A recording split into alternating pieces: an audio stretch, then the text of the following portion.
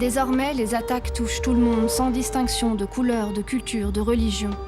Fêtards dans un concert, groupe d'amis en terrasse, fans de foot, familles venues assister à un feu d'artifice, touristes expatriés, policiers, prêtres et combien d'autres encore. Et face à cette menace permanente, alors même que c'est la France plurielle qui est touchée et qui s'est unie dans une douleur commune, certains voudraient en réponse en gommer définitivement les contours. Mais n'est-ce pas justement trahir la France et son héritage que de chercher à nier la diversité qui la compose ? Car malgré les blessures et les haines d'hier et d'aujourd'hui, ce modèle républicain que tant de monde semble remettre en question est porteur d'un idéal qui fait sa force et sa longévité. Voilà peut-être ce que nous, juifs descendants de migrants, français de cœur et d'histoire, incarnons, parmi d'autres. Après la tragédie qu'on vient de vivre, je crois qu'il a été clair pour beaucoup d'entre nous à quel point on était attachés à ce pays et à ce que moi j'appelle ces narratifs qui vont de ces valeurs gravées sur le frontispice des établissements et des institutions, liberté, égalité, fraternité, jusqu'à certains narratifs qui portent même à sourire, mais qui font partie de notre petite histoire à la française, du petit café et du petit journal en terrasse. Voilà. Je pense que tout ça fait partie d'une histoire dont on se sent prendre part, qu'on soit français de très longue date ou récemment intégré. La France, on peut aussi ne pas naître sur son sol et apprendre à l'aimer. Et je pense que c'est ce que mes grands-parents ont fait et c'est ce qu'ils m'ont transmis. Ce que mes parents m'ont transmis. La France n'est plus juste une terre où les gens sont là depuis 1250 et c'est des gens qui créent la France, qui construisent la France par leur amour pour la France. On a beau venir tous d'un endroit différent, on se retrouve tous ici.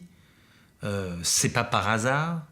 Ça veut dire, vous, vos grands-parents viennent sûrement, je sais pas d'où, d'Europe, de Pologne,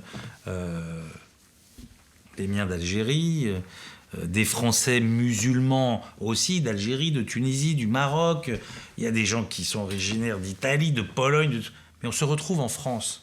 Si on est resté ici, c'est qu'il y a des raisons.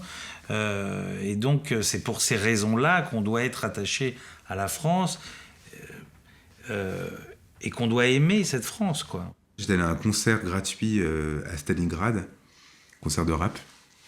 Et je voyais tous les gens autour de moi, je me disais, mais c'est hallucinant, enfin, ce pays est dingue, je parlais de la France. J'étais très, très réjoui.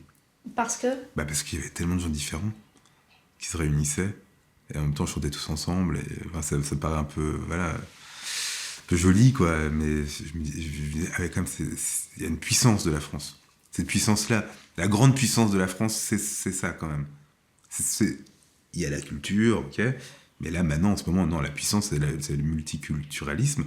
On doit se battre pour que tout ça puisse marcher. D'ailleurs, c'est intéressant parce que le terme en hébreu qui dit la France, le terme France en hébreu, ça se dit tsarfat, et c'est un mot qui signifie littéralement le creuset de l'orfèvre.